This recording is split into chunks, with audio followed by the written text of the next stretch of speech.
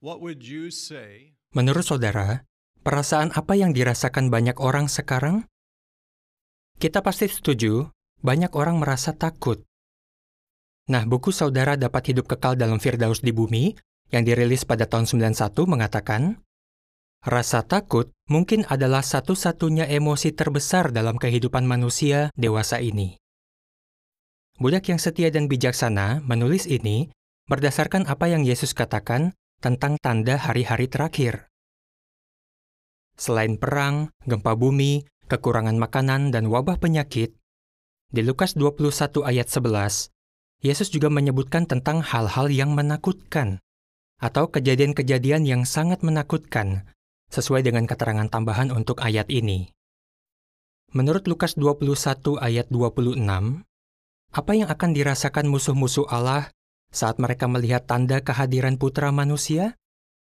Mereka akan dilanda rasa takut.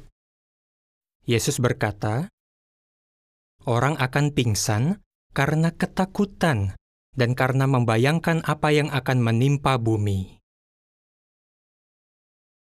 Tapi bagaimana dengan umat Allah? Sebagai suatu kelompok, kita sama sekali tidak akan merasa ketakutan. Bahkan jika nanti keadaannya akan menjadi semakin buruk menjelang kesengsaraan besar. Mengapa?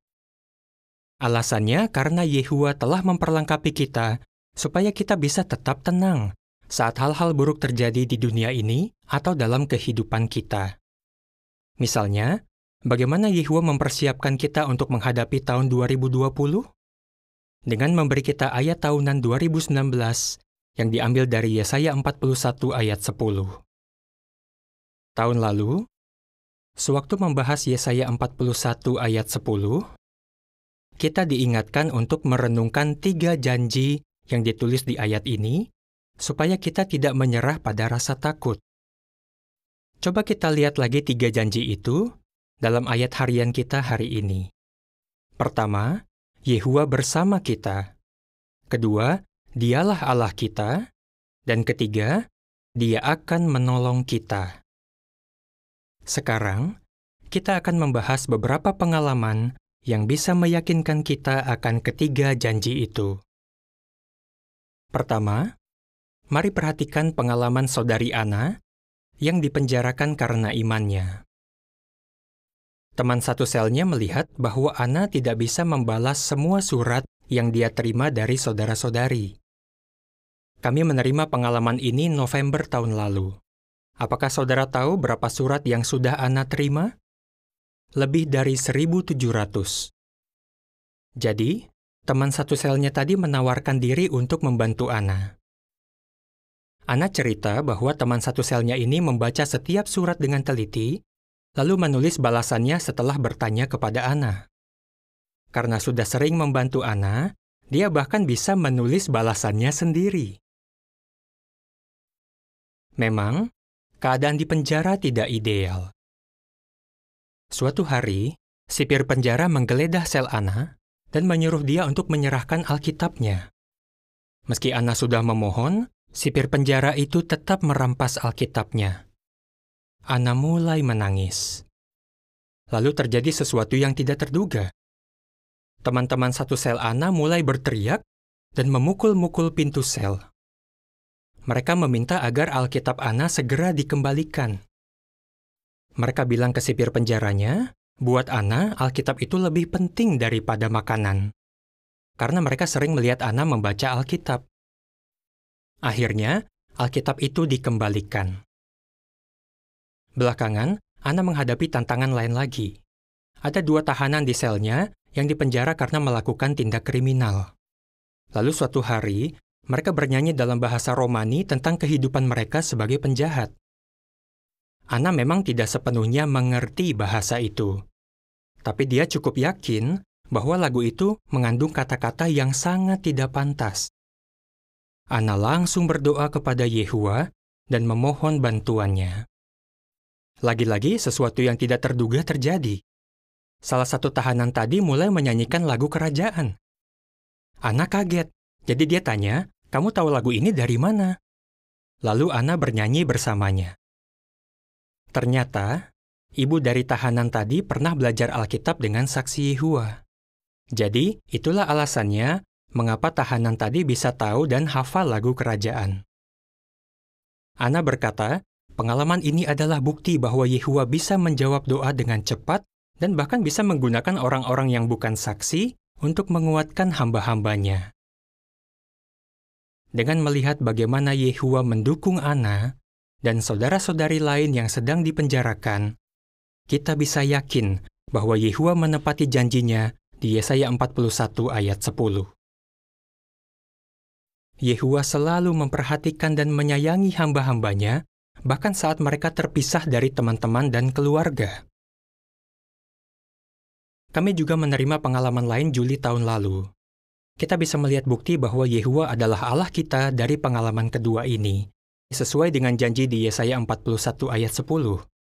Seorang saudara bernama Peter bercerita, selama beberapa bulan pertama saya di penjara, saya ditaruh di satu sel sendirian. Saya kecil hati dan ingin sekali mendapat kunjungan penggembalaan. Saya membayangkan, pasti senang kalau ada 2 saudara berdasi yang mengunjungi saya. Di beberapa sidang, kalau ada yang mendapat kunjungan penggembalaan, mereka biasanya bilang, tadi ada pria berdasi yang mengunjungi saya. Saya juga mau dikunjungi. Jadi saya berdoa, Yehua, saya tahu ini tidak mungkin. Tapi saya mau agar ada pria berdasi yang mengunjungi saya. Peter lalu mengatakan, tidak lama setelah itu, saya menerima sebuah kartu. Kartu itu berbentuk kemeja berwarna merah muda dengan dasi kuning. Ini gambarnya. Peter berkata, di kartu itu ada lirik lagu kerajaan nomor 103, Gembala Pemberian Allah. Bayangkan, kira-kira bagaimana perasaan Peter waktu itu? Bagaimana perasaannya terhadap Yehua? Dia berkata, ini jawaban doa saya. Ini seperti kunjungan penggembalaan. Saya sangat dikuatkan. Itu salah satu hari yang paling membahagiakan selama saya di penjara. Sambil menangis, saya berterima kasih atas dukungan Yehua. Yehua peduli pada perasaan saya. Saya akan simpan kartu ini sebagai kenang-kenangan. Pengalaman tadi membuktikan bahwa Yehua menepati janjinya yang kedua. Akulah Allahmu. Yehua menjawab doa Peter dengan cara yang pengasih dan tidak terduga. Menara Pengawal mengatakan bahwa sekarang kita harus semakin yakin kalau Yehua bisa membantu kita dalam situasi apapun. Banyak orang takut karena merasa tidak bisa berbuat apa-apa. Tapi kita tidak perlu merasa takut. Meski masalah yang kita hadapi sama dengan orang-orang lain, kita bisa tetap tenang karena yakin akan janji-janji Yehua. Berbagai masalah yang terjadi sekarang sama seperti angin kencang yang mengguncang pesawat. Beberapa penumpang mungkin panik. Tapi kenapa kita bisa tetap tenang? Karena kita mengenal siapa pilotnya. Dia adalah Yehua, Allah kita. Pengalaman berikut ini berkaitan dengan janji Yehua yang ketiga. Aku akan menolongmu. Di Illinois, ada seorang saudari terurap bernama Antonia yang berumur 90 tahun. Dia tidak bisa keluar rumah, tidak punya HP, ataupun akses internet. Karena pandemi, dia khawatir akan mengikuti acara peringatan tahun ini sendirian.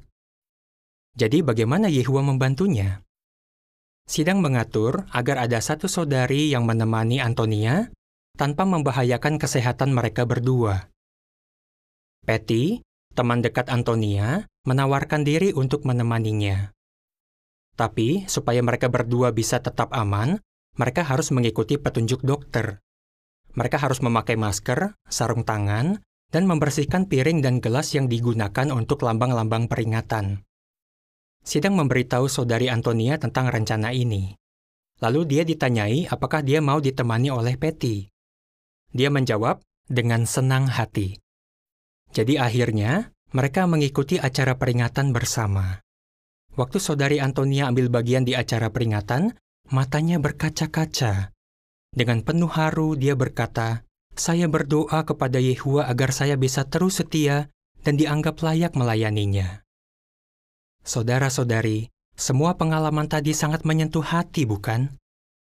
Bantuan Yehua yang dirasakan oleh Anna, Peter, dan Antonia membuktikan benarnya kata-kata yang dicatat di menara pengawal berikut. Tidak ada satu hal pun di alam semesta ini yang bisa membuat Yehua berhenti menyayangi hamba-hambanya. Kesetiaannya kepada kita tidak tergoyahkan. Kita pasti mau memperkuat keyakinan kita kepada Yehua, Allah dan Bapa kita. Caranya, renungkanlah Yesaya 41 ayat 10. Kalau bisa, coba hafalkan ayat itu. Dan mari kita bertekad untuk semakin mengenal Yehua dengan membaca Alkitab secara teratur dan merenungkannya. Hasilnya, meski ada tantangan, kita bisa yakin bahwa Yehua bersama kita. Kita akan terus beriman kepada Yehua dan tidak dikalahkan oleh rasa takut.